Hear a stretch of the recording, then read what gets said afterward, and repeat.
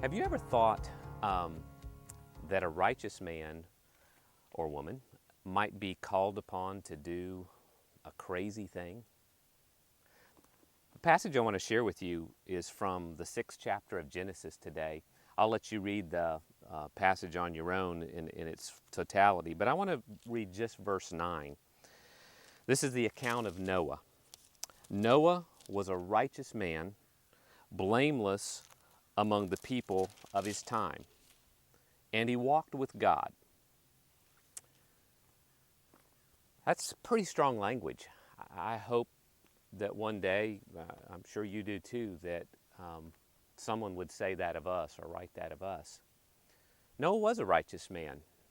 And I don't know about you, but God asking Noah to build an ark sounds pretty crazy. Historians tell us that probably took 120 years or more for Noah to do that crazy thing. I'm standing today on top of the West Point Dam. And I want to tell you a story that my good friend and friend of the college, Smith Lanier, told me many times during his life. He talked to me a lot about his grandfather, who was a righteous man, a good man, who did a lot for the community where our college now resides. But back in the 30s, the first Mr. Lanier saw a need.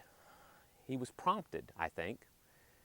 The city of West Point, which is just a few hundred yards really from where this dam that I'm standing on is located, was getting a lot of flooding, and it was destroying a lot of the city, putting a lot of people in harm's way.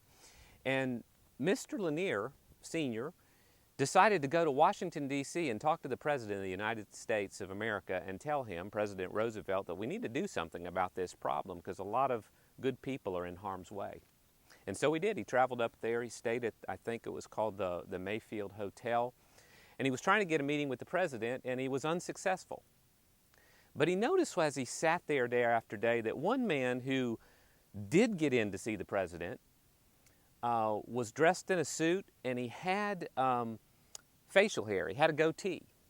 Well, Mr. Lanier closed his paper, got up, came back to West Point, grew a beard, got a suit similar, went back to Washington, D.C., sat down there, and this time successfully got a meeting with the President.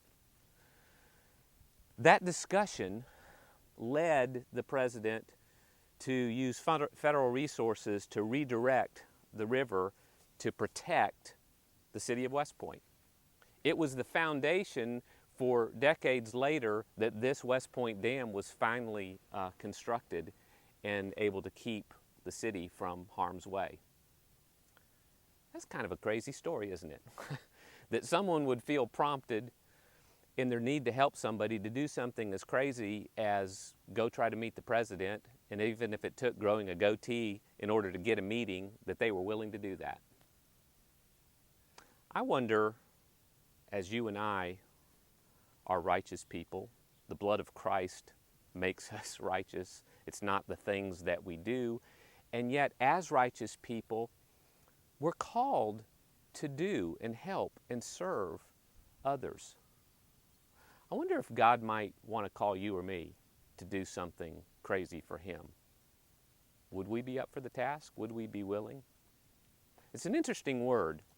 In fact, I find that same word righteous used in Matthew 25.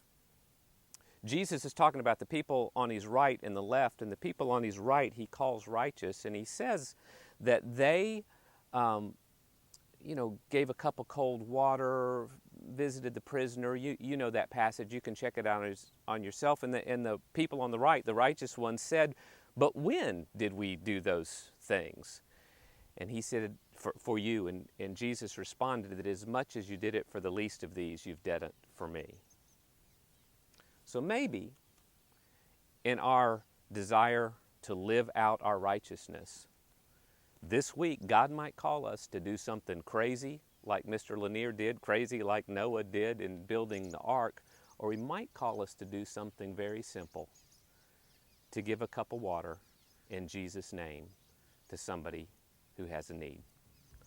I pray that when God speaks to you this week and He speaks to me, that we'll be faithful. Have a great week.